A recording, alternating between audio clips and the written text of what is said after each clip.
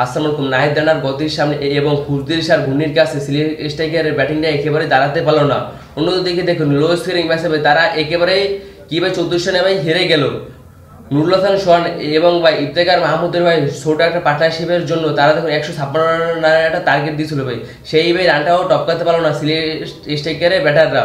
নাহিদ রানা এবং ভাই খুরদির সার সাইফুদ্দিন ভাই তাদের ভাই বোলিংয়ের সামনে ভাই একেবারে বোকা বনে গেলেন সিলেট স্ট্রাইকারের ব্যাটাররা ভাই।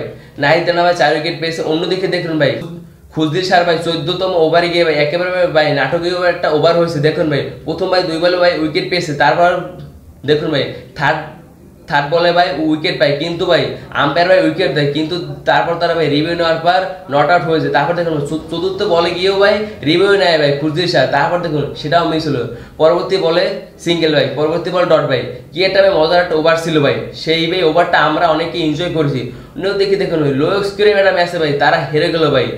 আসলে ভাই রংপুর ভাই তারা ভাই গ্লোবাল সুপার লিগ জিতিয়েছে ভাই, তাদের এমন কোনো বিশ্বাস আছে তারা এবার চ্যাম্পিয়ন হবে। কুমিল্লা ভিক্টোরিয়াস দলকে আমি এখন অনেক মিস করছি, তারা ভাই দেখুন 4টা কাপ জিতিয়েছে ভাই। আপনারা কোন টিম সাপোর্ট করেন সেটা কমেন্টে জানিয়ে দেবেন। আমি এখন থেকে বরিশাল টিমকে সাপোর্ট করি।